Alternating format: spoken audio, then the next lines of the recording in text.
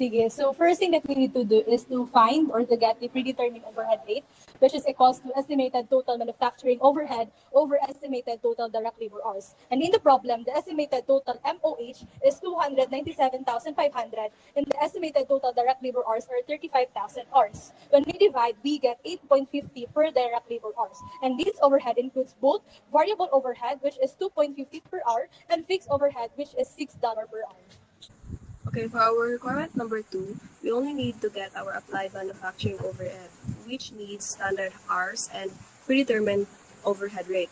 So to answer this specific requirement in this problem, we only get the standard hours of 32,000 and multiply it to the predetermined overhead rate of 8.5, which totals to $272,000. So for the next step, we break down the 15,400 under applied overhead. So to do that, we first divide the variable and the fixed overhead. So first, we have the variable overhead variances. So for the first column, we get the actual hours at the actual rate, which was already given, which is 78,000. And we also have the actual hours of input at the standard rate of 75,000, which gives us a rate variance of 3,000. Now we compare the actual hours with the standard hours allowed for output. So we have the 75,000 for the actual hours at the standard rate, while we also have the 80,000 of the standard hours allowed for the output at the standard rate, which would give us an efficiency variance of 5,000.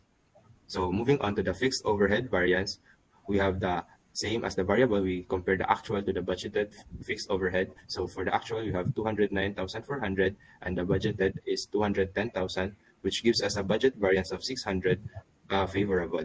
Now, moving on to the volume variance, we compare the budgeted fixed overhead with the fixed overhead applied to the work in process. So for the budgeted, we have 210,000, while the fixed overhead applied to work in process is 192,000, which gives us a volume variance of 18,000 unfavorable. So now let us go back to the 3,000 rate variance, which is unfavorable. So what would be the reason for this? So the variance is 3,000 unfavorable because the actual variable overhead rate of 2.6 was higher than the standard rate of 2.5. So this means that the company spent 0.1 peso more per hour on variable overhead than it had planned or budgeted for. So what could be a reason for this? So one thing that I can think of would be higher utility rates such as electricity or fuel. Okay, next is the variable overhead variance, efficiency variance, which is 5,000 favorable because the actual hours input is less than the standard hours for output.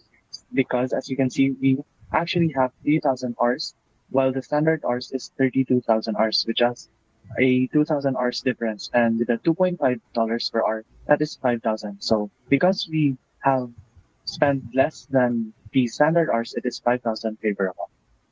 So for the fixed overhead budget variance, so as we can see, it is 600 favorable. So self-explanatory, which means that yung actual fixed overhead costs like rent, depreciation, or salaries maybe were slightly lower than the budget.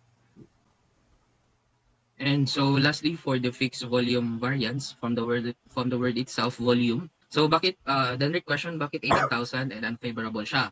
So as you can see sa computation natin, mas malaki yung budgeted fixed overhead natin in terms of fixed kaysa sa fix yung actual na na-fix na na-apply natin sa work in process. Therefore, there's a volume difference between the two.